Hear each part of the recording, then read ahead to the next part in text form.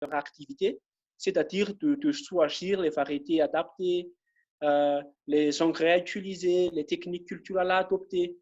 Et donc, pour tenter de trouver des solutions et de pouvoir répondre au mieux les producteurs dans leur choix, je dirais qu'une expérimentation est incontournable s'il s'agit des cas où nous n'avons pas encore assez de recul ou des connaissances particulières. Prenons par exemple un cas concret. S'il y a par exemple des émergences des nouveaux ravageurs de culture, c'est-à-dire insectes, et les producteurs nous demandent que eux, ils ne veulent plus utiliser des insecticides de synthèse et quels seront donc les produits naturels qu'on pourrait proposer en guise d'alternative. Et donc, si on n'a pas des expérimentations préalables, nous ne pouvons pas donner des réponses assez fiables. Donc, il faut réaliser des expérimentations afin de comparer plusieurs biopesticides, comparer aux témoins qui est l'insecticide de synthèse habituel utilisé par les producteurs pour pouvoir juger quels sont les biopesticides qui sont efficaces et qu'on pourrait proposer comme alternative. Donc, pour vous expliquer un peu donc, de façon générale, nous avons illustré par le schéma que vous voyez dans le diaporama. Tout d'abord, il y a le problématique. Comme dans notre exemple précédent, nous avons des nouveaux ravageurs où les problématiques, c'est la recherche d'alternatives au traitement chimique. Et ces problématiques-là sera transformées en hypothèses ou en termes d'expérimentation. Et dans la plupart des cas, c'est sous forme de questions. Et dans notre exemple de tout à l'heure, on pourrait poser les questions comme suit. Quel serait le plus efficace et efficient pour lutter contre cet insecte purin de Nîmes ou purin de piment ou d'autres purins biopesticides? Donc, c'est à peu près l'exemple. Et une fois que le thème d'expérimentation est validé, nous procédons à la réalisation de l'expérimentation proprement dite. Et à l'issue de l'expérimentation, vous voyez en bas du dispositif que nous avons des nouvelles connaissances qui permettent de répondre en mieux les producteurs et leurs préoccupations via la fusion. Et ça permet aussi d'enrichir notre module ou notre contenu de formation, c'est-à-dire de mettre à jour la formation ou de mettre à jour nos conseils auprès des producteurs. Et nous tenons à souligner que l'une des forces de Groupe FATA en termes agronomiques, c'est d'avoir ce service d'expérimentation qui permet d'apporter des innovations. Et c'est un véritable outil pour les conseillers d'aider les producteurs à prendre leurs décisions. Cas d'exemple concret, si on peut parler de quelques exemples rapidement, c'est que des expérimentations sur des nouvelles variétés ont contribué à améliorer les revenus des producteurs tout en adoptant des variétés qui sont plus performantes et plus demandées par les consommateurs.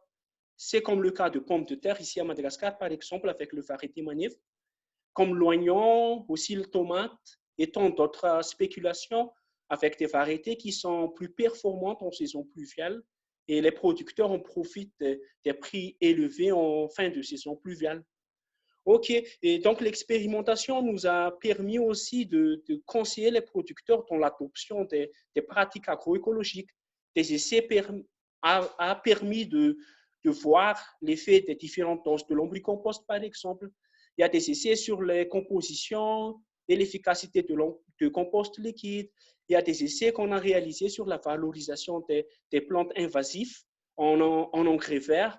Et il y a tellement d'exemples qu'on pourrait en parler en temps voulu, mais pour en revenir sur notre schéma, le mode de fonctionnement au sein de groupe FIFATA en termes d'organisation pour ces étapes, c'est qu'il y a tout d'abord le remonté des problématiques par les équipes sur terrain, les fédérations, CAP Malagas, conseil spécialisé du CFL. Et puis, ces problématiques seront traduites en thèmes d'expérimentation au niveau du centre CFL. Et il y a la validation des thèmes par les conseils d'administration du CFL, qui sont des producteurs, et puis les réalisations de l'expérimentation au centre par l'équipe CFL ou avec les OP locales, les conseillers ou les fédérations en milieu paysan. Mais par contre, pour avoir des résultats fiables et valides scientifiquement, il faut bien respecter quelques règles en termes d'expérimentation. Cela nous amène donc aux slides suivantes, qui est le protocole d'expérimentation. Qu'est-ce qu'on attend par facteur à étudier? Tout simplement, ce sont des séries d'éléments de même nature que nous allons comparer durant l'expérimentation. Par exemple, on a ici les facteurs à étudier peuvent être des variétés. Il y a les facteurs à étudier peuvent être des doses d'engrais, par exemple des doses d'engrais, des engrais verts à utiliser, 50 kg par art, 100 kg par art, 200 kg par art. Et nous allons voir qui est efficace et efficient. Les facteurs à étudier peuvent être aussi des différentes dates de semis. Et il y a tant d'autres exemples à étudier selon les différentes problématiques, mais tout simplement, ce sont des séries d'éléments qu'on compare durant l'expérimentation. Deuxièmement, le dispositif expérimental. Dispositif expérimental, c'est tout simplement la disposition des champs d'expérimentation pour tenter de limiter l'impact de l'hétérogénéité de terrain sur les résultats. Et comme vous voyez ici en bas de notre diaporama, c'est un exemple de dispositif expérimental où on peut appeler carrément plan d'expérimentation. Et notre expérimentation ici, il s'agit d'une comparaison de doses d'engrais verts, du Tithonia diversifolia, pour savoir son efficacité sur le culture d'ail. Et comme vous voyez ici, on a en tout 12 parcelles, des petites parcelles qu'on appelle parcelles élémentaires et qui correspondent à différents traitements. Vous voyez T0, c'est coloré en turquoise foncé. T1, c'est le traitement 1 coloré en turquoise clair. T2, c'est coloré en jaune. Et T3, c'est coloré en rouge. Et pour le cas de la culture d'ail, parce qu'on parle ici de la culture d'ail, c'est chaque parcelle élémentaire mesure 3 mètres carrés. Donc, ce sont des micro-parcelles. Et cette surface dépend de la spéculation et varie d'une spéculation à l'autre. Mais l'idéal, c'est d'avoir au moins 50 pieds de plantule par micro-parcelle ou par parcelle élémentaire. Et j'attire un peu aussi votre attention parce que nous pouvons constater aussi que chaque traitement se répète 3 fois. Vous pouvez voir que 3 parcelles sont colorées en rouge, 3 parcelles sont colorées en jaune, et idem pour les autres traitements. C'est ce qu'on appelle répétition. Et c'est vraiment très, très important en termes d'expérimentation parce que la répétition est nécessaire pour avoir des moyennes, des résultats durant le traitement des données. Et ces répétitions se font par un système de blocs que vous voyez à gauche du plan. Il y a le bloc 1 qui est la répétition 1, bloc 2 qui est la répétition 2, bloc 3 qui est la répétition 3. En termes d'expérimentation agronomique, il y a plusieurs types de dispositifs expérimentaux, mais on utilise ici donc le dispositif qu'on appelle bloc de Fischer car c'est très simple et c'est très efficace. Et enfin, pour en terminer avec ce slide, le troisième mot, c'est les variables à étudier. C'est les paramètres qu'on devrait suivre durant l'expérimentation, tout simplement, comme l'état végétatif, le calibre, le rendement, marge brute, etc., etc. OK, on va passer donc au dernier slide qui est la conduite et déroulement de l'expérimentation de façon générale. Premièrement, donc, comme vous voyez, on va établir le protocole d'essai. Le protocole d'essai, c'est un document contenant les objectifs, les traitements comparés, le plan d'essai, les variables à mesurer, etc., ce qu'on vient de dire tout à l'heure. Et une fois que le protocole d'essai a été établi, on procède au choix du site, aux mises en place des essais, et la convention avec le producteur s'il s'agit des essais en milieu paysan. Et durant l'essai, il y a l'entretien, les suivis, l'observation, et il pourra y avoir des visites échanges ou des journées techniques, surtout pour les essais variétals. Et à terme d'essai, il y a la récolte, le traitement des données et l'analyse statistique aussi. Ici, au sein de CFL, au sein de groupe IFATA, on utilise un logiciel simple, l'XLStat qu'on connaît tous, et on fait le traitement en OVA pour comparer les résultats selon l'analyse des variances. Et puis, la prochaine étape, c'est la validation des résultats en faisant des essais en milieu paysan. Et Joseph a déjà évoqué tout à l'heure que les essais en milieu paysan sont des tests simplifiés, très simplifiés en milieu paysan, comme Joseph avait évoqué déjà tout à l'heure. Et puis, dernière étape, il y a la diffusion des résultats via les parcelles de démonstration, les fiches techniques, vidéos et en formation, pourquoi pas. Donc, en général, ce sont les étapes de conduite et déroulement de l'expérimentation. Mesdames et messieurs, ainsi se termine donc mon intervention. J'espère que ça vous a apporté quelque chose en termes d'expérimentation économique. Je vous remercie donc et merci beaucoup pour votre attention et n'hésitez pas pour des éventuelles questions et remarques. Merci beaucoup, Joseph. Je vous rends la parole. Merci bien, Ange. Donc, on vous laisse la parole si vous avez des questions, des remarques pendant quelques minutes. N'hésitez pas, alors, je ne suis pas sûr de tout à fait bien maîtriser le logiciel, mais soit vous prenez la parole en ouvrant votre micro, soit vous levez la main.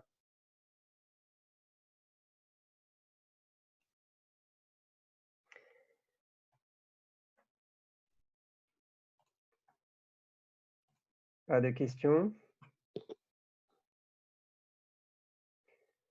Augustin, on t'écoute. Oui, merci Ange pour cette présentation très intéressante. Une question par rapport aux expérimentations en milieu paysan. Est-ce que vous travaillez sur des résultats avec des statistiques de la même manière qu'en station au CEFEL? Ok, merci beaucoup, Augustin, pour cette question.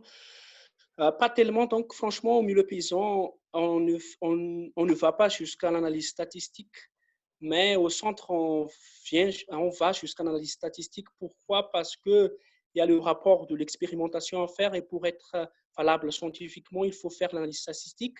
Mais en milieu paysan, je pense que ce n'est pas vraiment très nécessaire pour faire l'analyse statistique parce que dans le cas pratique, on voit qu'il y a tellement de différences significatives.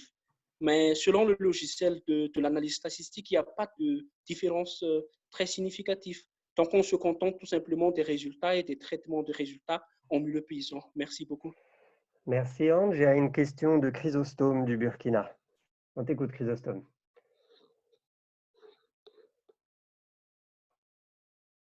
Ok, merci. Moi, ma question est relative à la validation des essais en milieu paysan. En fait, je voudrais avoir plus d'informations. À quoi consiste cette validation des essais en milieu paysan? Merci. Merci beaucoup, Chrysostome, pour cette question. Donc, une fois qu'on a des résultats au centre, l'expérimentation avec les rigueurs scientifiques et tout ça, on procède donc à des essais en milieu paysan pour vérifier un peu que est-ce que les résultats qu'on a eu en station est la même qu'on va avoir au milieu paysan. Certes, il y aura des différences, mais on va vérifier avec les producteurs et tout ça. Donc, c'est ça l'objectif, c'est qu'une fois réalisé au centre, on va faire des validations des résultats au niveau des paysans en conditions réelles et en milieu réel. Ok, merci Ange pour cette réponse. Est-ce que d'autres souhaitent poser une question?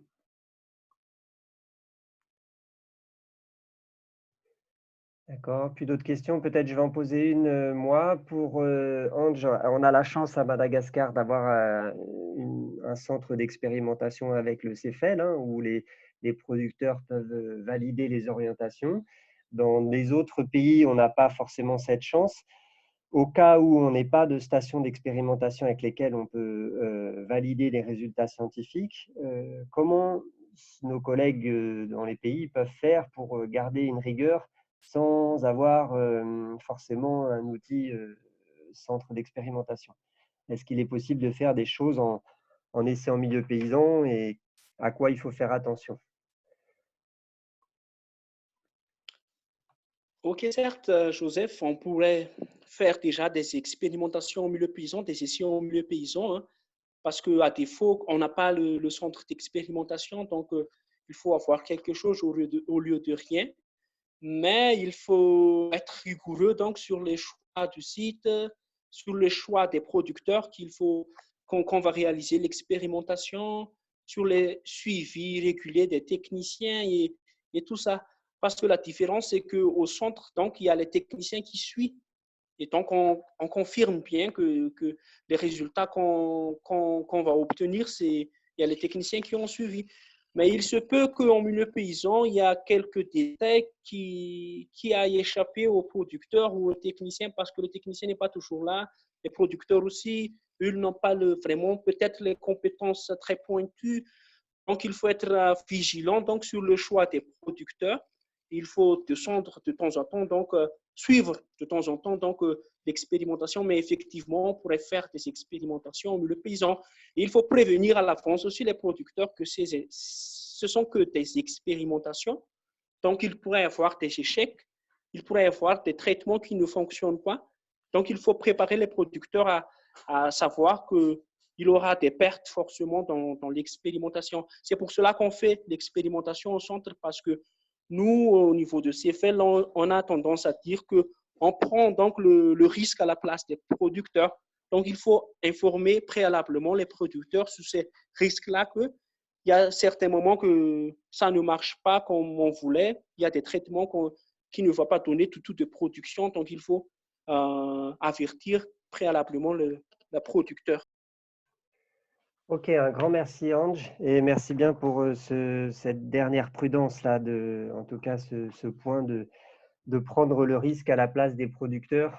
C'est effectivement un aspect important d'expérimentation. On va passer au deuxième thème avec Sylvia, donc, qui consiste à comment maîtriser la conduite, l'animation d'une démonstration. Donc Sylvia, elle est également du CEFEL, elle est responsable de formation du CEFEL à Madagascar et notamment elle anime depuis plusieurs années un cursus de formation des conseillers agricoles. Donc ils ont formé beaucoup de conseillers à Madagascar et notamment sur ces aspects de démonstration. Sylvia, est-ce que tu m'entends? Est-ce que tu peux parler? Ok, merci Joseph. Merci. Bonjour à tous.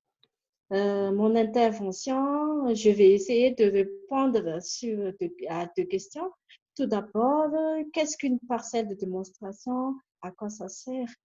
Et la deuxième question, c'est quelles sont les étapes de la mise en place d'une parcelle de démonstration et comment la faire vivre? La parcelle de démonstration est un outil de pratique permettant de convaincre l'efficacité d'une technique. Elle contribue à la diffusion de nouvelles techniques. La démonstration, comme Yann a bien mentionné tout à l'heure, la démonstration est issue de résultats positifs confirmés par des expérimentations. La parcelle de démonstration sert à comparer une nouvelle technique à une ancienne technique. Elle sert à tester la faisabilité et l'efficacité d'une nouvelle technique, d'une nouvelle semence, d'un nouvel engrais ou d'une autre nouvelle pratique dans la zone et affiner l'itinéraire technique le plus adapté à la zone. Prochaine slide. Elle répond aux besoins de l'OP. Elle s'affiche dans le programme de travail annuel. Pour cela, le conseiller dresse des termes de référence avec l'organisation paysanne pour préciser les objectifs de la parcelle de démonstration, son contexte, ainsi que les engagements de l'OP et de la structure. Concernant ces engagements, elle conserve les deux points suivants. L'OP assure les activités au niveau de la parcelle. Elle désigne un responsable. Le conseiller assure le suivi et parfois la structure assure les intrants. Concernant le terrain destiné à la parcelle de démonstration, elle doit être visible et accessible avec un panneau de visibilité. Cela pour mieux convaincre les autres producteurs. Il est donc très important de mettre deux parcelles côte à côte, une conduite de façon habituelle et l'autre parcelle avec la technique qu'on veut diffuser. Si je reprends l'exemple de Jans tout à l'heure, il a parlé de lutte biologique. Donc, il y a donc deux parcelles. Si on veut diffuser la lutte biologique, on met une parcelle avec un traitement chimique et l'autre avec traitement biologique. Comme ça, on peut directement observer les différences entre les deux parcelles. Comme vous voyez dans le slide là, concernant la parcelle côte à côte, vous voyez que c'est s'il s'agit d'une itinéraire technique, par exemple, on voit que l'autre c'est une culture de manioc traditionnelle et l'autre c'est en basket compost. Le responsable de parcelle de démonstration invite les autres membres de l'OP à suivre régulièrement son évolution selon l'itinéraire technique préconisé et il prend note des données technico-économiques sur des fiches d'enregistrement. Il prend note des semences utilisées, les engrais, la main-d'œuvre, pour qu'on puisse à la fin calculer la marge brute. Et à la fin du cycle de la parcelle de démonstration, une restitution des résultats technico-économiques sont organisés auprès des membres de l'OP. Pour cela, ils montrent combien de main-d'œuvre ils ont utilisé, le temps passé, les intrants utilisés, quelle est la production, le rendement, afin qu'on puisse vraiment comparer les deux techniques, c'est-à-dire traditionnelles et celles qu'on veut diffuser. Pour l'adoption de la technique, deux cas sont possibles, soit au cours de la mise en œuvre de la parcelle de démonstration, quelques producteurs observent.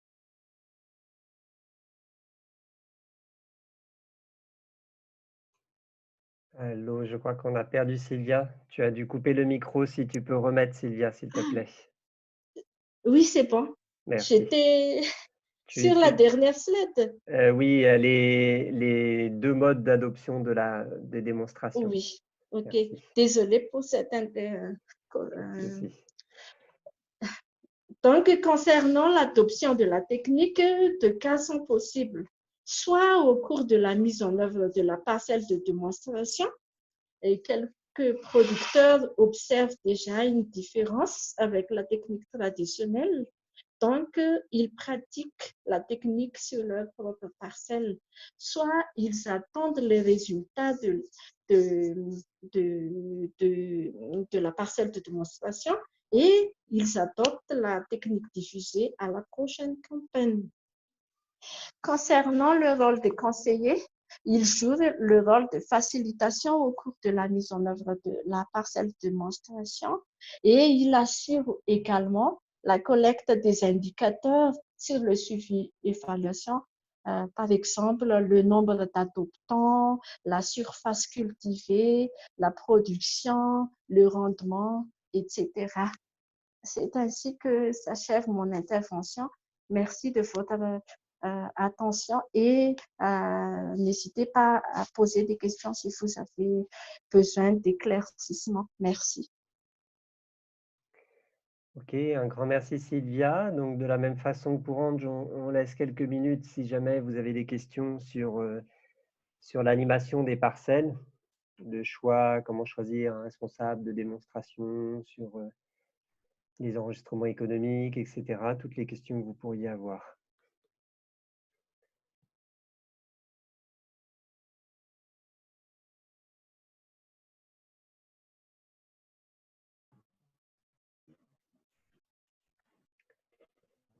Je demande la même. Oui, Chrysostome.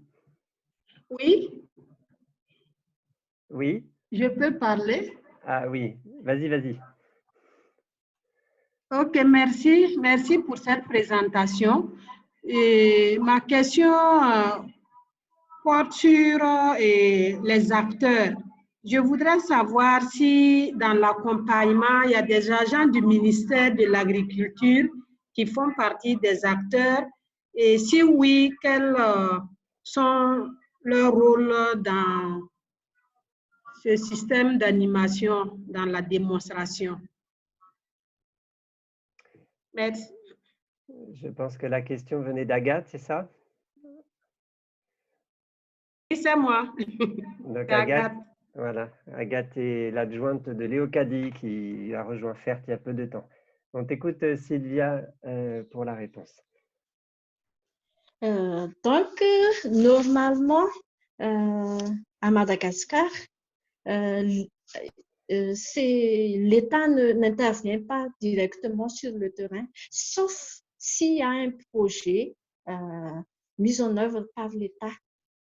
Donc, c'est vraiment le conseiller par Cap Malagas, par exemple. Cap Malagas, c'est une structure mise en place par FERT. Donc, c'est le conseiller qui assure directement le suivi et l'accompagnement de la mise en œuvre de la parcelle de démonstration. Voilà. Merci Sylvia. Il y avait une autre question de la part de Chrysostome?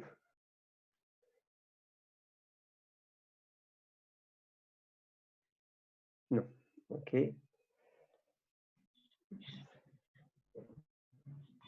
Joseph? Oui. Il y a Michel, je ne sais pas si c'est Michel de Côte d'Ivoire, qui a posé une question en fait dans le chat. Ah oui, alors je n'ai peut-être pas maîtrisé les questions du chat. Ben, merci beaucoup. Tu peux la lire du coup, parce que je n'arrive pas en mettant… Oui, donc il dit « Bonjour à tous, j'aimerais savoir si pour un champ école, il est obligatoire d'avoir 2 parcelles côte à côte, tout comme dans la démonstration. »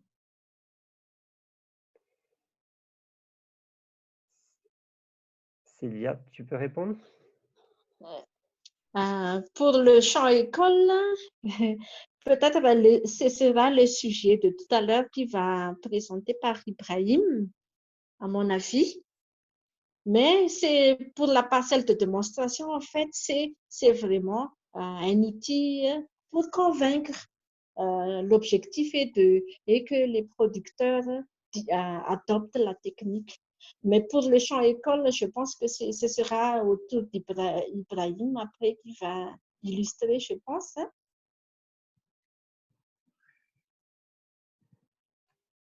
Ok, merci beaucoup Sylvia. Alors, s'il y a d'autres questions par chat que je ne vois pas ou d'autres à l'oral, n'hésitez pas.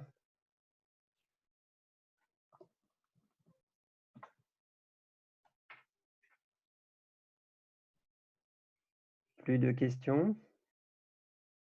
Je lève la main. Ah, pardon, Chrysostome, nous t'écoutons. Ok, bonjour. Vas-y. Alors, moi, je me nomme Kader Keita, je suis conseiller à FERT. Et moi, ma question, c'était concernant le test qui se fait au niveau des paysans où il y a 2 parcelles. Ensuite, par rapport au choix, on dit qu'après le test, le producteur fait son choix s'il est convaincu du résultat. Mais est-ce qu'à un seul test, on est convaincu qu'un résultat est vraiment très bon?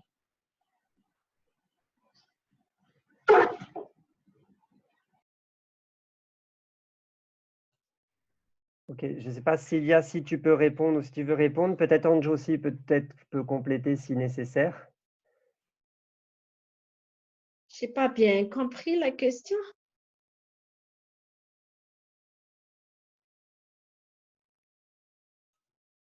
Alors, Kader, si tu peux reformuler, mais ce qu'on comprend, c'est est-ce qu'on a besoin d'avoir systématiquement 2 parcelles côte à côte pour vérifier si c'est… pour vérifier les résultats, en fait. Chrysostome, vous pouvez compléter si vous souhaitez. Hein. Non, en fait, la question, c'est de savoir s'il faut plusieurs tests avant que le producteur ne puisse vraiment faire le choix. Ou bien nous partons sur la base d'un seul test. Merci.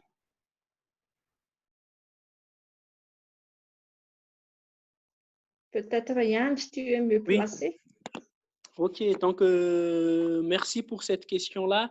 Donc, je vais répondre à cette question-là en même temps du question posée par Monsieur Oudradogo du Burkina, je pense, dans le chat, n'est-ce pas, qui demande aussi quel est l'intervalle de temps entre les essais au centre et les essais au milieu paysan. Donc, pour avoir des résultats fiables sur une expérimentation, normalement, il faut répéter 3 fois l'expérimentation, avoir de valider que c'était le bon résultat, c'était la bonne réponse. Une fois qu'on a répété 3 fois les résultats, l'expérimentation, on peut faire les expérimentations, les essais en milieu paysan parce qu'on est déjà tranquille, on sait que tel traitement marche, tel traitement ne marche pas. Et une fois on réalise les essais en milieu paysan, on lance directement le partiel de démonstration. Donc, les producteurs ont compris déjà qu'il y a déjà trois répétitions qui ont été réalisées parce qu'ils pourraient avoir des visites échanges et ils ont déjà regardé les résultats avant. Et puis, ici en milieu paysan aussi, il y a des visites échanges avec les producteurs pour voir les différents traitements. Et dans les parcelles de démonstration, il y a encore des visites échanges et des discussions avec les producteurs.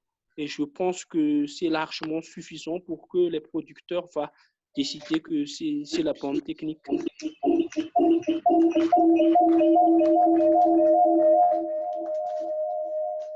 Ah, allô? Oui, on t'a entendu, Allô? mais il y a eu un son derrière, donc je pense que c'est un peu perturbé. Est-ce que c'est bon pour tout le monde la réponse?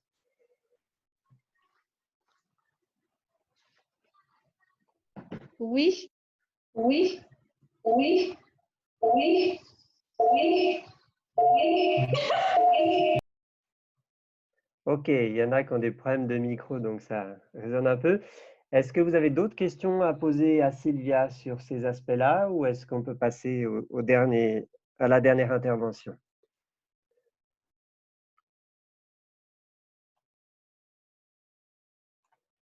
Ok, donc je propose de… Oui, il y avait encore une question?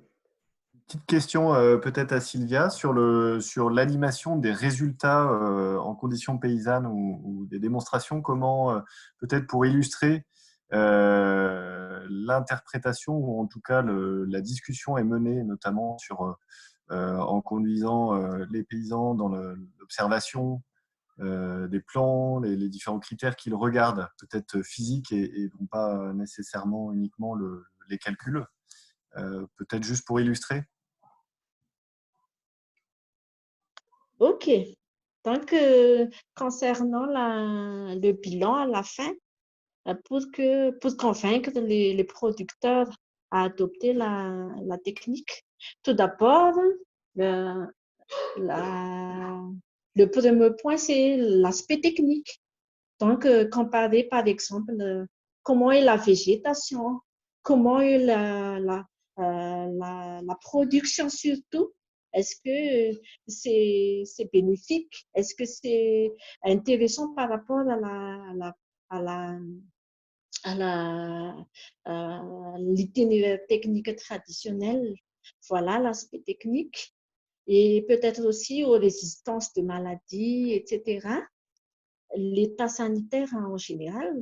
Le deuxième point, c'est concernant les résultats technico-économiques.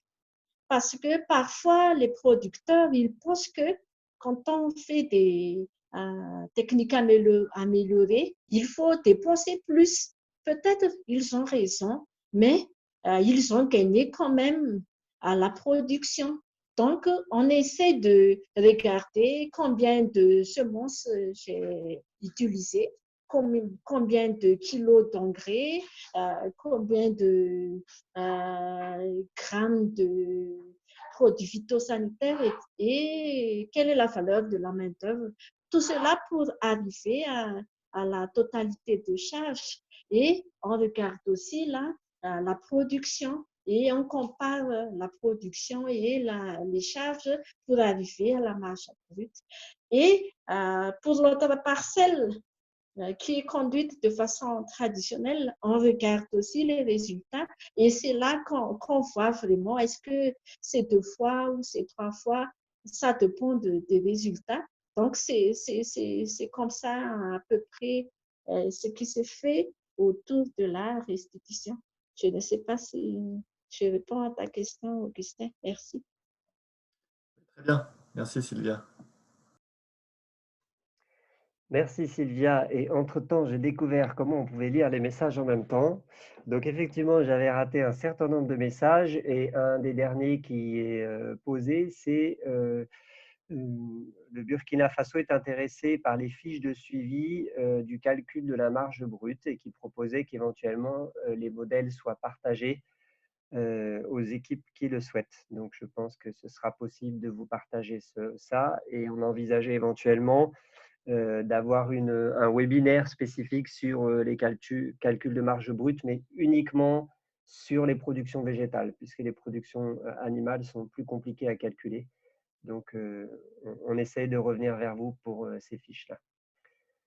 Donc, maintenant, vous pouvez également poser vos questions par écrit si vous le souhaitez. Est-ce qu'il y a encore une dernière question ou on peut passer au thème suivant? Ok, merci. Donc, je propose de passer au dernier thème. Donc, c'est Ibrahim du Burkina Faso, donc, qui est chargé de l'accompagnement des services de conseil agricole pour FERT au Burkina. Et il va nous présenter un peu en quoi les démonstrations peuvent être un outil utile au service de l'OP. Ibrahim, je te laisse la parole. Merci bien, Joseph. Bonjour à tous. Alors, donc, c'est un plaisir pour moi de vous partager l'expérience du Burkina Faso.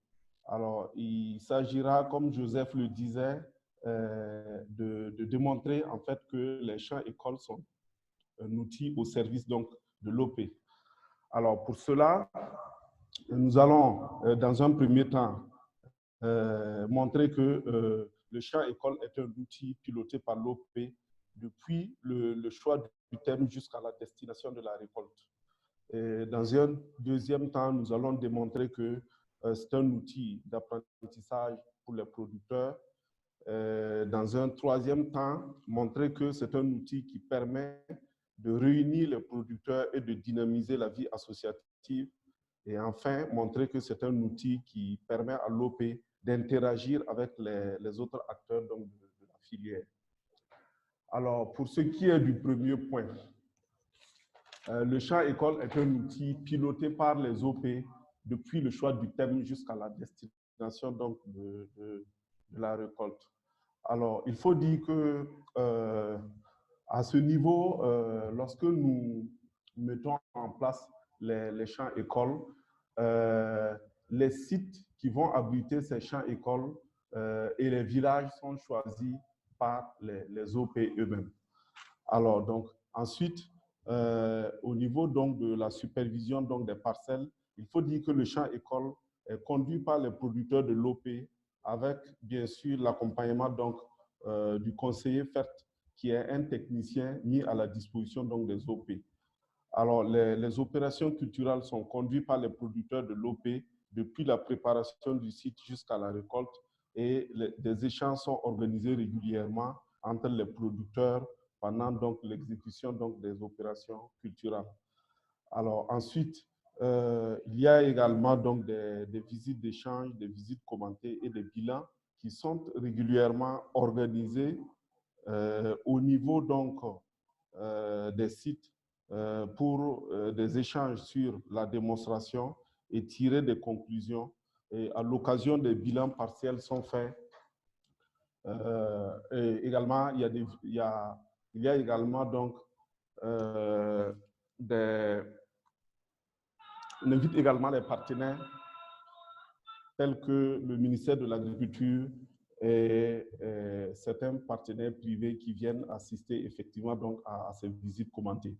Alors ensuite, il y a également donc les récoltes et les pesées au niveau donc du champ-école qui se font et après les pesées, la destination donc des récoltes est décidée au niveau de l'OP. Donc soit pour vendre, pour mettre dans le compte de l'OP ou bien cette récolte est partagée entre donc, les producteurs qui ont conduit donc, le champ-école.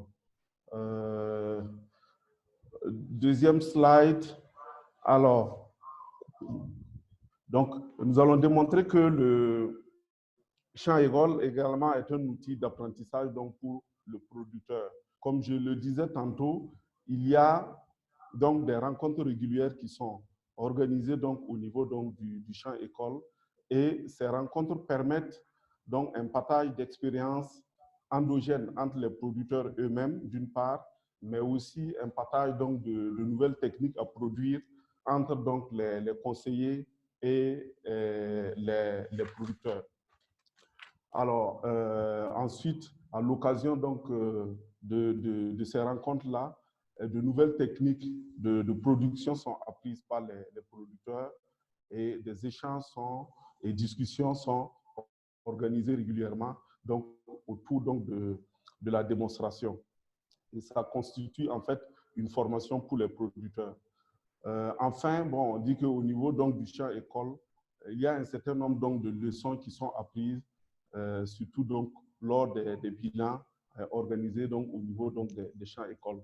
Donc, c'est pour dire que le champ école constitue ici un outil d'apprentissage pour les producteurs parce que c'est une opportunité pour les producteurs d'apprendre les nouvelles techniques de production, d'échanger entre eux pour comprendre certains aspects et pour également se partager entre eux certaines connaissances endogènes qui sont intéressantes. Alors, donc, pour la troisième slide, le champ école est un outil qui permet de réunir les producteurs et de dynamiser donc la vie associative. Alors, je parlais tout à l'heure donc de rencontres qui sont obligatoires à chaque opération culturelle. C'est-à-dire les opérations culturelles ici, c'est l'opération de préparation du sol, c'est l'opération de semis, c'est l'opération donc d'application du NPK, de traitement phytosanitaire ou encore donc de récolte. Donc à chaque opération culturelle, donc les producteurs se réunissent autour du champ école. Et donc ça permet donc des échanges entre eux. Donc, ces échanges peuvent être d'ordre technique, c'est-à-dire liés à tout ce qu'ils observent au niveau donc, de la parcelle. Mais ça peut aussi être autour donc, des préoccupations de l'OP ou encore donc, des préoccupations personnelles que les producteurs ont entre eux. Donc, c'est pour dire que c'est une opportunité où les producteurs se réunissent de façon régulière et ils peuvent échanger autour donc, de la démonstration qui est faite sur le champ école. Ils peuvent également échanger sur la vie de l'OP en général, mais aussi sur les problèmes individuels que chacun rencontre. Le quatrième slide. Donc, ici, donc, nous allons montrer que le champ école est un outil qui permet à l'OP d'interagir donc, avec les autres acteurs donc, de la filière. À ce niveau, nous avons deux volets. Il y a le volet partenariat, mais il y a également le volet visibilité donc, de l'OP. Pour le volet partenariat, alors donc, il y a des partenariats entre FERT et le ministère donc, de l'Agriculture qui est représenté au niveau communal par le chef de zone de l'agriculture. Alors, il y a également des partenariats entre FERT et l'Institut de recherche ici qui est l'INERA, et également des partenariats entre FERT et puis certaines sociétés privées telles que Bioprotect pour mettre en place donc, des démonstrations et des champs écoles au niveau donc, de ces OP. Donc, c'est un outil qui permet effectivement donc, de nouer des partenariats avec les autres acteurs. Nous disons également que c'est un outil qui permet une bonne visibilité de l'OP. D'abord, ça permet une reconnaissance donc, de l'OP au niveau territorial, au niveau communal. Et il faut dire que lors donc, des visites commentées, des visites d'échange qu'on organise au niveau donc, des OP, on invite également les autorités administratives locales telles que le préfet, telles que le maire, qui viennent pour voir un peu ce que l'OP fait en termes d'activité. Donc, tout comme fait, alors ça permet également une certaine visibilité donc, de l'OP. Donc, nous disons ici que le champ école, à travers donc, les partenariats et à travers également donc, la visibilité, permet à l'OP d'être beaucoup plus visible et d'interagir avec beaucoup d'acteurs de la filière.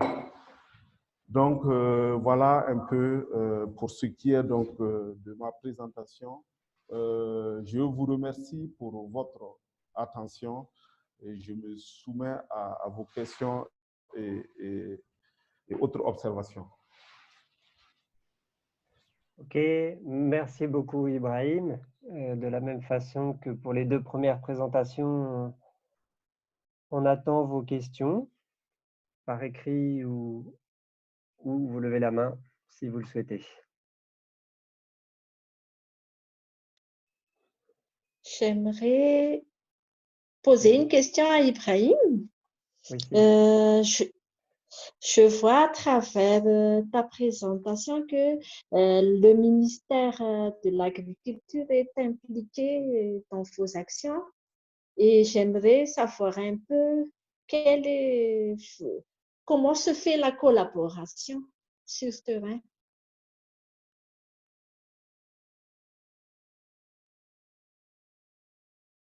OK. Merci bien, Sylvia. Alors, il faut dire que FERT a une convention avec le ministère donc, de l'Agriculture du Burkina Faso qui est représenté au niveau déconcentré par la Direction régionale de l'agriculture et au niveau communal par un agent qui est au niveau donc, de l'OP. Alors, donc, les producteurs que nous accompagnons au niveau communal sont aussi accompagnés par les agents donc, du ministère donc, de l'Agriculture.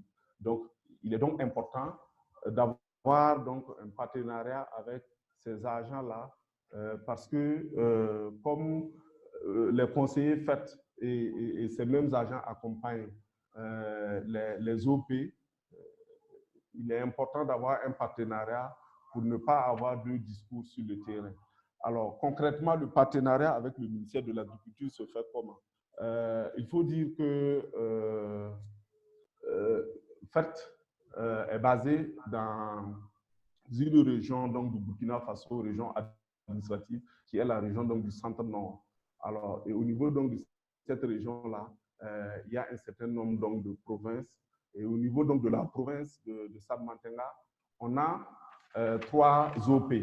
Et au niveau donc, de ces 3 OP, FERT a un partenariat avec la direction provinciale donc, de l'agriculture qui gère un peu les 3 communes où nous avons les 3 OP. Et au niveau de ces 3 communes-là, il y a des agents de l'agriculture, les agents donc, de cette direction provinciale qui sont au niveau donc, de ces communes-là.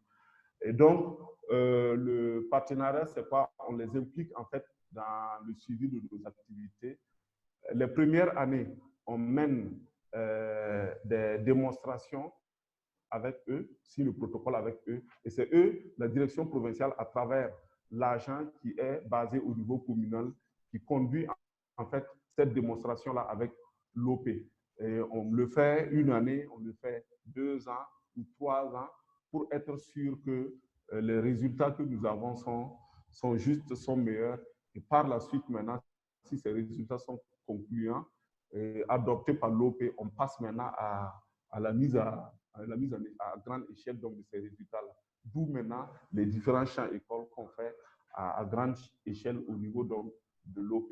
Et ces champs écoles sont maintenant suivis et un peu avec l'accompagnement de nos conseillers.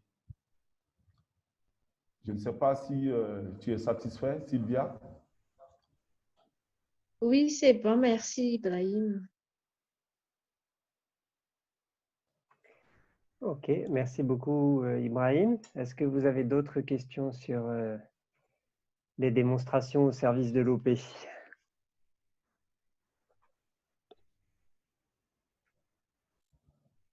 Oui, alors on va prendre une question d'Adeline, puis après Augustin. Adeline, on t'écoute. Oui, si Ibrahim, si tu peux nous détailler un petit peu le dispositif qui est mis en place dans les parcelles, parce que j'ai l'impression que c'est peut-être un petit peu comparable, mais du coup là en milieu paysan, à ce qui est fait au niveau du CEFEL. Donc peut-être on pourrait réagir sur les 2 dispositifs. Ok, merci bien Adeline. Alors donc, il faut dire que dans nos champs écoles, on fait également donc de la démonstration. Alors donc, le dispositif expérimental est généralement constitué donc de plusieurs parcelles élémentaires, généralement 5 parcelles élémentaires. Et au niveau donc de ces 5 parcelles élémentaires, chaque parcelle élémentaire a les dimensions suivantes, 15 mètres de largeur et 20 mètres de longueur. Donc, ça fait en gros 300 mètres carrés pour une parcelle élémentaire.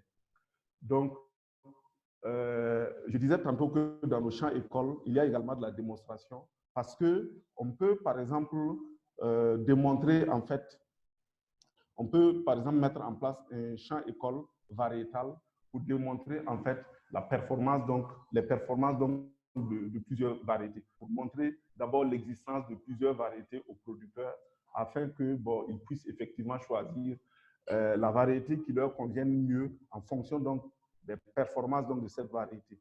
On peut également avoir un champ école de fertilisation où dans ces différentes parcelles élémentaires-là, ça va être des formules de fertilisation différentes que nous allons appliquer dans ces différentes parcelles élémentaires. Donc, c'est ça la démonstration. Et la notion de champ école, pourquoi? Parce que du début jusqu'à la fin, c'est-à-dire de la préparation du sol jusqu'à la récolte, il y a un apprentissage qui est fait sur les sites. Là. Ça veut dire qu'à chaque opération culturelle, le conseiller est là et on montre un peu aux producteurs comment il faut faire le semis en ligne, comment il faut appliquer l'engrais, comment il faut faire le sarclage, comment il faut faire le traitement phytosanitaire, etc., etc. Donc, il y a les deux à la fois. Il y a la démonstration, mais il y a aussi la notion d'apprentissage. Voilà, Adeline, c'est bon ou...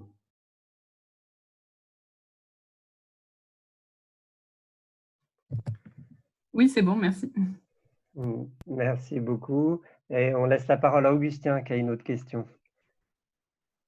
Bonjour Ibrahim, ma question c'est par rapport à la relation avec les partenaires privés, notamment dans le choix des protocoles.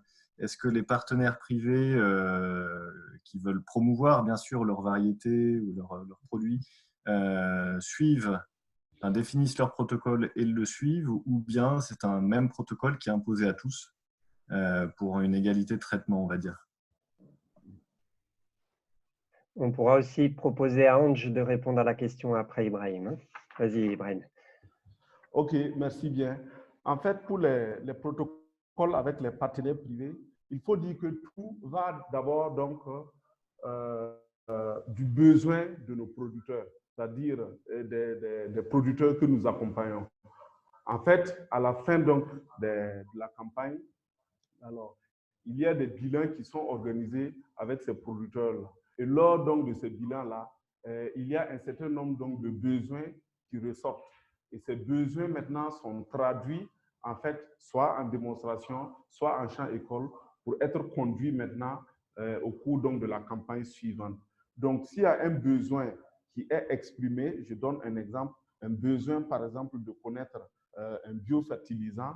Et maintenant, au niveau de fait, on essaie de voir parmi les sociétés privées ou les instituts de recherche avec qui on peut avoir un partenariat pour pouvoir faire la promotion donc, de ce biofertilisant. D'abord, faire connaître à ces producteurs-là le biofertilisant à travers donc, des démonstrations afin effectivement donc, qu'ils puissent voir c'est quel type de biofertilisant qui leur convient mieux. Donc, pour me résumer, je dirais que tout part donc du besoin donc, des producteurs. Et lorsque nous avons ces besoins, nous faisons le point donc de ces besoins. On approche maintenant la recherche pour voir est-ce qu'avec vous, on peut avoir un partenariat pour mettre en œuvre telle expérimentation, telle démonstration, parce que les producteurs que nous accompagnons veulent savoir en fait par rapport à telle démonstration ou par rapport à telle expérimentation, qu'est-ce qu'il en est.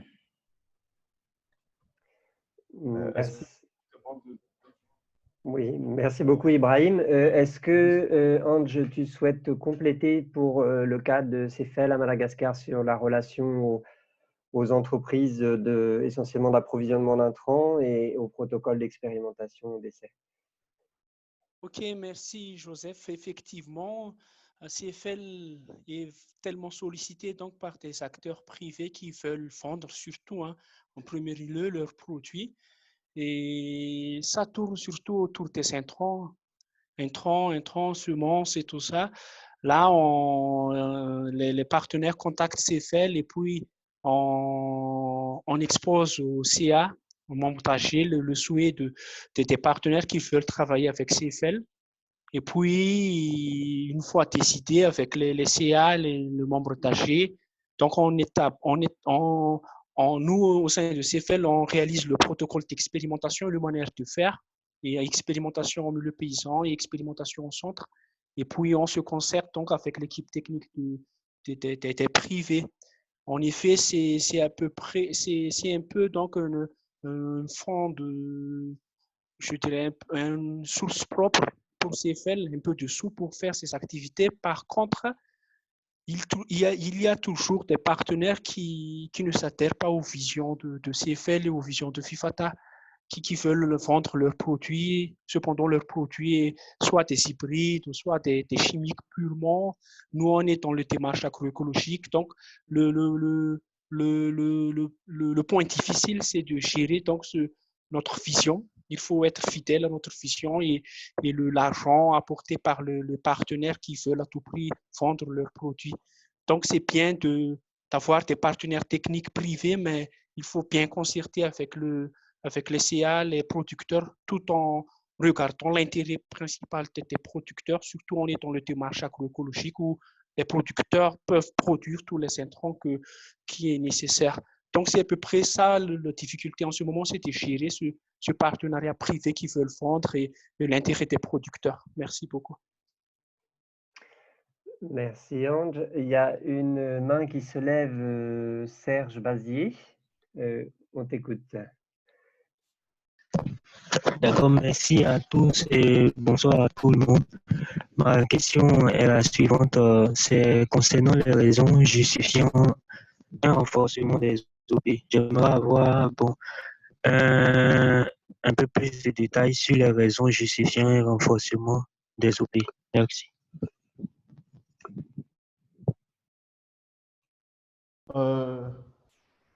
Je n'ai pas bien compris la question.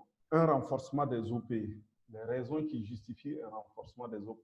Est-ce que vous pouvez reformuler votre question?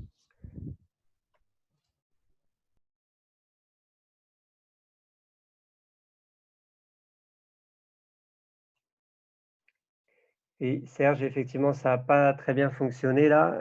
On n'a pas très bien saisi la question, des raisons qui justifient donc un renforcement des OP dans la mise en œuvre des démonstrations, c'est bien ça? Ok, bon, merci à tous. En fait, pour reformuler, je voulais dire par là que ce que je veux savoir, c'est les raisons à l'appui du renforcement ou et du soutien des OP.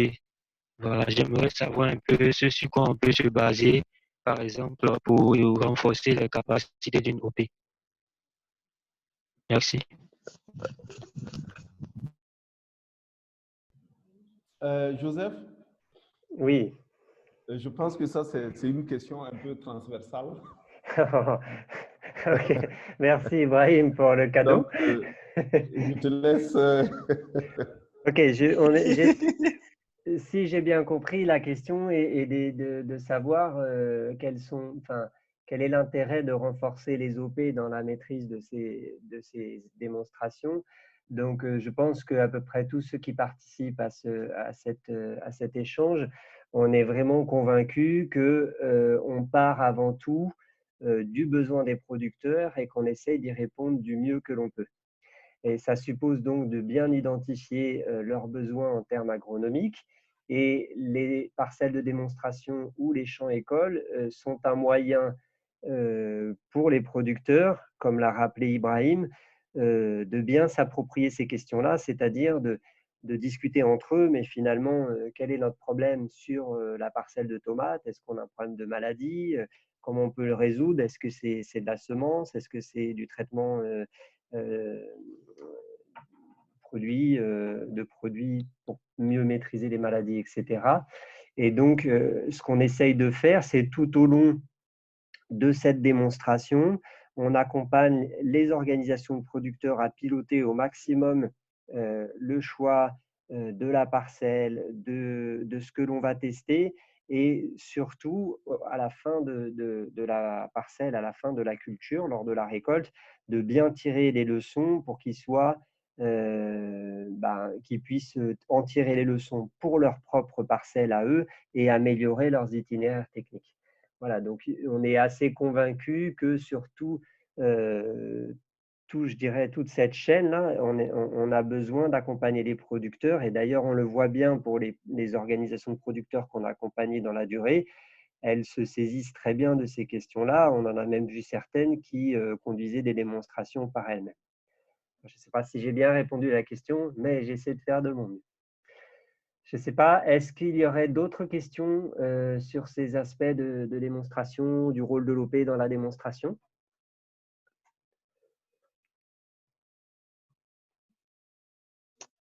J'aimerais apporter peut-être quelques illustrations.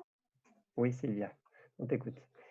Donc, quand une parcelle de démonstration est mise en place, c'est vrai qu'il y a le responsable de parcelle de démonstration, mais il y a aussi les autres membres de l'OP qui sont invités à suivre l'évolution de la parcelle de démonstration.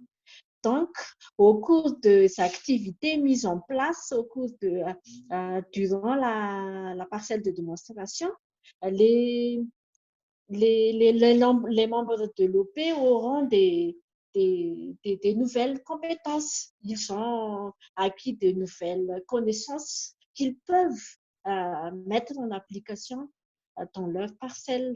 Donc, la parcelle de démonstration contribue vraiment à renforcer les capacités des producteurs. Voilà. Merci beaucoup, Sylvia.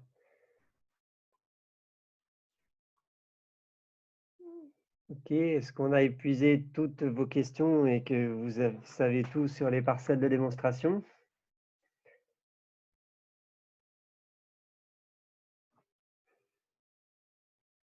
Bon, plus de questions. Donc, merci beaucoup à Ibrahim pour cette dernière intervention.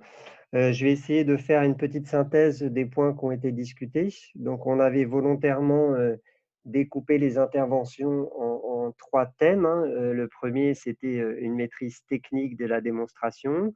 Le second, sur comment animer une démonstration. Et enfin, le rôle de l'OP pour conduire ces démonstrations et en tirer le meilleur profit possible. Donc, ce qu'on a vu sur les aspects techniques, c'est que Ange nous a rappelé qu'il fallait s'approcher le plus possible d'une vraie rigueur de travail dans les itinéraires que l'on va proposer aux producteurs. Dans certains cas, on a la possibilité d'avoir des stations d'expérimentation qui nous permettent d'avoir des résultats qui sont vraiment fiables, en tout cas au moins en station expérimentale, et que l'on peut ensuite décliner sur des parcelles, soit des essais en milieu paysan, soit directement en parcelles de démonstration, où on va rechercher à montrer les pratiques les plus efficaces pour les producteurs. On a vu dans ce chapitre sur les aspects techniques que toute innovation comportait un risque, notamment un risque financier, puisqu'on n'est pas tout à fait sûr du résultat qu'on va obtenir. Et pourtant, on va souvent engager des moyens supplémentaires, puisqu'on va tester des nouvelles semences ou on va adopter un nouvel engrais, etc. Et du coup, cette démonstration permet de limiter le risque que le producteur va prendre et du coup faciliter l'adoption par les producteurs de ces innovations qui ont été en tout cas les plus réussies à leurs yeux. Donc, qu'on ait la possibilité de faire des expérimentations ou simplement des champs écoles et des démonstrations, l'important, c'est d'avoir les résultats les plus fiables possibles et de chercher à les montrer de manière très visuelle pour que les producteurs puissent faire leur propre choix. Donc ça, c'était sur ce premier thème, les aspects techniques. On a vu dans un deuxième thème qu'il ne suffit pas d'avoir une bonne maîtrise technique, même si elle est très importante, et qu'il y a tout un travail d'animation à faire autour de ces démonstrations. En premier lieu, ce qui semble important, c'est le choix de ce que l'on va montrer. Est-ce que l'on va montrer un itinéraire technique amélioré et qu'on va le comparer avec une parcelle juxtaposée pour montrer voilà, si on adopte, comme disait Sylvia, du manioc traditionnel ou du manioc avec une fertilisation par trou, c'est pas pareil. Et dans ces cas-là, on peut le montrer de manière très visuelle. Il faut du coup bien choisir ce que l'on veut montrer, le lieu, le choix de la parcelle, hein, toujours en ayant en tête qu'on essaye que ce soit le meilleur, en tout cas les choix les meilleurs pour convaincre les producteurs de ce qui leur apparaisse le mieux. On a aussi évoqué l'intérêt d'associer une démonstration technique avec un enregistrement technico-économique, c'est-à-dire au fur et à mesure que l'on conduit la démonstration ou le champ école, on essaye de noter tous les intrants que l'on va dépenser, hein, leur coût.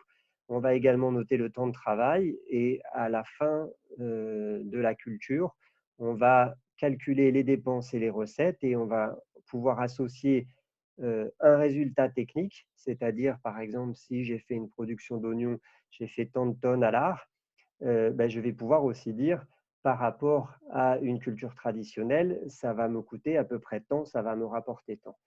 C'est toujours le même objectif, l'idée d'associer les deux et de pouvoir donner des éléments au producteur pour qu'il puisse faire ses propres choix et que ça lui rapporte mieux, en tout cas dans sa conduite de culture.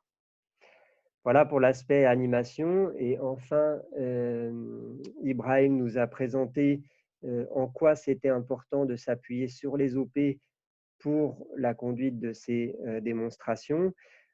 Il a rappelé très justement que c'était vraiment d'abord au service du producteur et l'OP est un moyen efficace de répondre à ces besoins de producteurs puisqu'on ne peut pas conduire des démonstrations chez chaque producteur.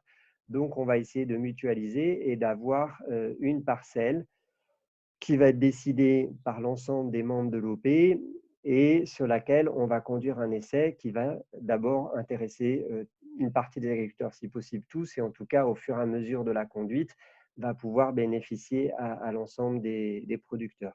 On n'en a pas parlé, mais il est assez fréquent qu'on ait des gens qui ne sont pas impliqués dans cet essai et qui vont regarder soit parce qu'on aura mis la parcelle en bord de route, soit parce qu'elle est facilement, où les résultats vont être très visuels. On a ce qu'on appelle en France le développement par-dessus la haie, c'est-à-dire les gens qui vont regarder, qui vont être intéressés de dire « Ah, mais cet essai, il est vraiment intéressant, comment vous avez fait ?» Et du coup, ça contribue aussi à diffuser les bonnes pratiques. On a montré toujours avec Ibrahim que c'était un outil d'apprentissage important, c'était un lieu de rencontre, d'échange, à la fois où on pouvait parler de la parcelle en démonstration, mais aussi pour faire le lien avec les producteurs chez eux, c'est-à-dire leur propre parcelle.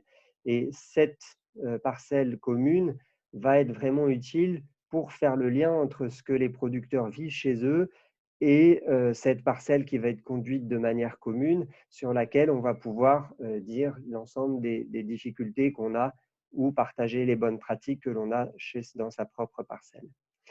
Enfin, sur ce dernier point, il a été dit que les démonstrations intéressent en premier lieu les producteurs et les OP, mais que c'était aussi un outil ou en tout cas un moyen d'échange avec les fournisseurs d'intrants et les autres acteurs du développement, souvent également les autorités, et que cette parcelle pouvait être une bonne occasion de rassembler des gens qui ont un intérêt à regarder et améliorer ces pratiques-là, et où l'on peut discuter à partir d'éléments très visuels, très réels. C'est-à-dire, on peut vraiment voir s'il y a amélioration à adopter ce type de pratique.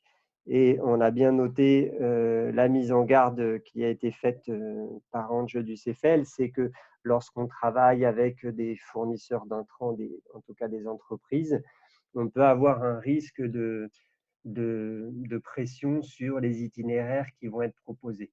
Donc, il est important, ça rejoint le premier point, quels que soient les gens avec qui on travaille, de chercher à avoir une rigueur de travail la plus importante possible pour que les résultats soient fiables et que les produits soient proposés par des entreprises d'intrants ou par d'autres qui n'ont pas d'intérêts commerciaux. Plus on aura une rigueur, plus ce sera facile pour les producteurs de faire leur propre choix. Voilà, et on a bien rappelé, je pense, tout au long de cet échange, que l'important était vraiment systématiquement de partir du besoin des producteurs et d'y répondre le mieux possible. Voilà un petit peu pour la proposition de synthèse. Si vous souhaitez réagir, n'hésitez pas, vous pouvez toujours envoyer vos messages ou lever la main. Sinon, comme pour nous, c'était une première expérience de webinaire, on était intéressé éventuellement par vos retours. Tout d'abord, en termes de logistique, si vous n'avez pas eu de coupe, notamment, on voulait faire cet essai de partage d'écran pour vous montrer quelques diapos. Est-ce que ça a bien fonctionné pour vous, pour savoir si on l'adopte pour les prochains, ou est-ce que vous avez eu des difficultés? Pour moi, hein, je n'ai pas vu les diapos. Je ne sais pas si j'ai fait une fausse manipulation. D'accord, ok. Merci Sylvia. Pour les autres, est-ce que vous avez bien pu tout voir? Ça n'a pas été trop compliqué en connexion?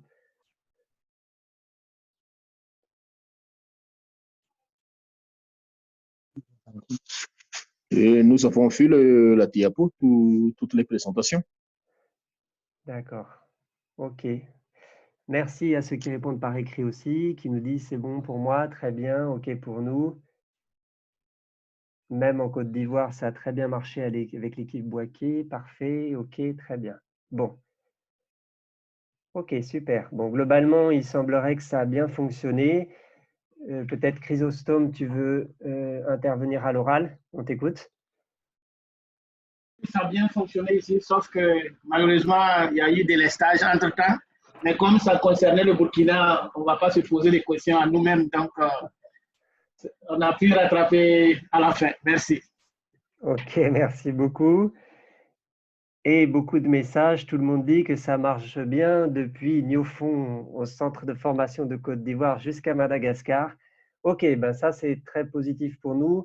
Du coup, on va prolonger ce système-là toujours avec un partage d'écran. Merci en tout cas. La deuxième question que je voulais vous poser, c'était vos attentes pour le prochain webinaire. Donc, on a fait le choix de commencer par ce sujet conseil agricole parce qu'il est technique, il est facile à aborder. On avait beaucoup de sujets qu'on pouvait aborder et on a proposé de commencer par les plus techniques parce que c'est assez facile. Donc, on a eu ce premier sur les démonstrations. On a enregistré l'échange. Malheureusement, j'ai raté les premières minutes, mais je crois qu'après, ça va être bon. Donc, on pourra partager l'enregistrement audio-vidéo à tous ceux qui le souhaitent. En tout cas, on le mettra en libre accès. Et on proposait dès à présent d'avoir un échange par semaine sur ce type-là, tout du moins tant que durera le confinement. Et le prochain aura lieu vendredi 24, la semaine prochaine, exactement au même horaire. Et on a déjà arrêté le thème qui sera les visites d'échange. En quoi les visites d'échange qu'on peut proposer aux producteurs permettent en tout cas de concrétiser les projets des producteurs, que ce soit sur des aspects techniques agricoles ou sur des aspects de vie, d'organisation, de coopérative, de vie, d'association. Donc ça, c'est le sujet qu'on a déjà retenu pour vendredi prochain. On aura 4 intervenants, 2 intervenants à Madagascar, un intervenant en Burkina et un élu français, Paul-Henri Doublier, que certains d'entre vous connaissent et qui interviendra également. On aimerait bien pouvoir faire intervenir plus d'élus. Donc là, on se cale, hein, c'est le démarrage. Mais si vous avez des idées, on serait tout à fait ouvert à ça. Également, si vous souhaitez l'animer, c'est également possible. Donc, les 2 premiers, on a dit, c'est déjà calé sur les thématiques. Pour la 3e séquence, donc on proposera peut-être le premier vendredi de mars, ou je ne sais pas si ça tombe à fin avril ou mai. On avait plusieurs sujets à vous suggérer et nous sommes intéressés par votre retour. Il y avait un sujet de santé animale, donc tout ce qui est vaccination des poulets et des porcs. On aurait une proposition de thématique sur les paysans relais ou animateurs endogènes, un sur marge brute et calcul économique, et un sur GVEC et Tontine. C'est les petits systèmes d'épargne et de crédit villageois. Est-ce qu'on aurait oublié d'autres sujets que vous aimeriez voir traités ou est-ce que vous pouvez prioriser ceux que vous souhaiteriez avoir pour les prochaines séquences? Vous pouvez réagir par écrit ou par oral si vous le souhaitez.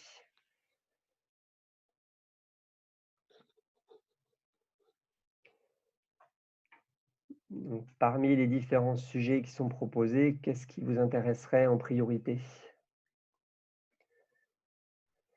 Marge brute, ok. Marge brute également.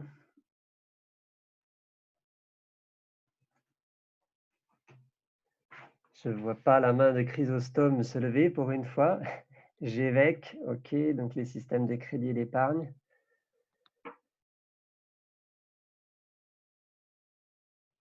Calcul économique, santé animale, marge brute, calcul économique, GVEC, ok.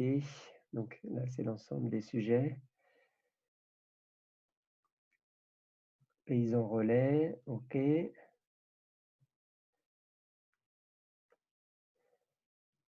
Bon, oui, quelqu'un? Sylvia, je t'écoute. Oui, il me semble que tous les thèmes sont tous intéressants, mais peut-être comme tu fais, hein, pour que le Saint-Phénomène vraiment apporter leur expérience, c'est peut-être c'est mieux s'il y a toujours les termes de référence. Ok, très bien. D'accord, donc ce qui revient le plus de vos messages semblerait être marge brute et calcul économique. Donc ça, c'est possible, mais dans ces cas-là, on a dit qu'on ne le ferait que sur les productions végétales, déjà pour voir si ça marche bien, et on verra pour la suite. Sinon, ce qui revient pas mal aussi, c'est les paysans relais.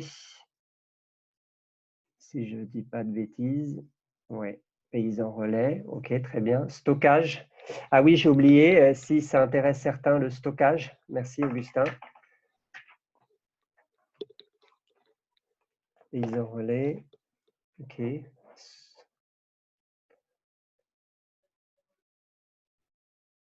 Ok, bon, je pense qu'on a fait à peu près le tour. Semences cilia, ok. Alors, semences, ce serait quoi? Semences maraîchères?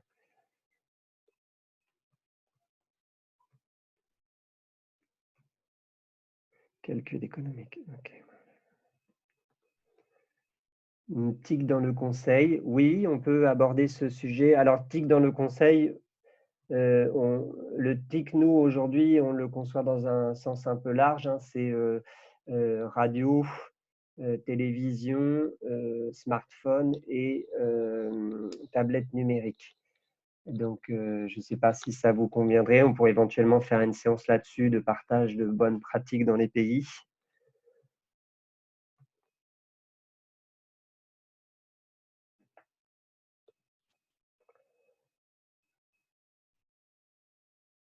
Ok.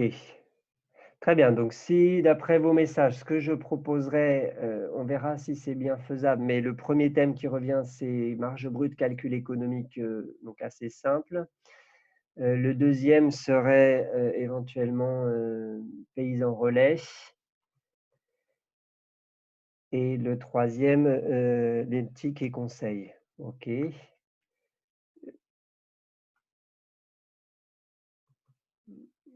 OK. Très bien. Je vous remercie pour vos propositions. Donc, on va essayer de faire ça. J'ai une peut-être dernière question. Est-ce que le principe d'un vendredi fin d'après-midi, dans l'après-midi vous convient? J'ai entendu la mosquée sonner, appeler à la prière derrière Ibrahim. Est-ce que c'était un horaire et un jour qui vous convenait ou est-ce qu'il est préférable de modifier? Peut-être Ibrahim, si tu peux nous en dire un mot pour le Burkina tout du moins. Ok, merci bien Joseph. Je m'excuse pour l'incident. Pas de souci. Alors, donc, pour moi, il n'y a pas de souci parce que, bon, déjà que actuellement, avec les mesures là, les prières ne se font plus en groupe.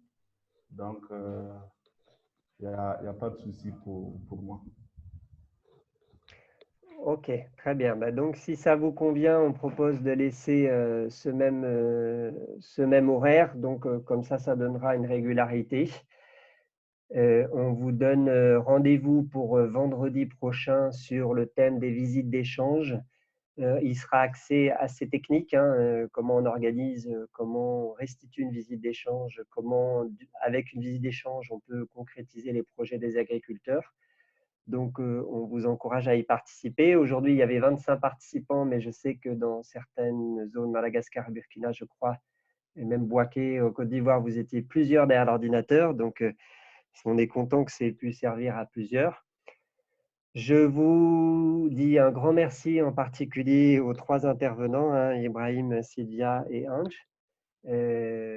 Merci beaucoup pour ce premier essai et je vous transmettrai le PowerPoint pour ceux qui souhaitent. Je passerai à une personne dans chaque pays qui pourra diffuser s'il le souhaite. Et on est tout à fait ouvert à vos propositions si vous souhaitez animer un prochain webinaire ou si vous avez des thèmes à proposer. En tout cas, un grand merci à tous les 3 pour votre animation et à l'ensemble des participants pour votre présence. Merci. Merci à toi aussi, Joseph, et au revoir à tout le monde. Merci, bonne fin de semaine. Au revoir à tous. Merci. Merci, au revoir. Au revoir. Ouais. Merci, bon week-end à tous.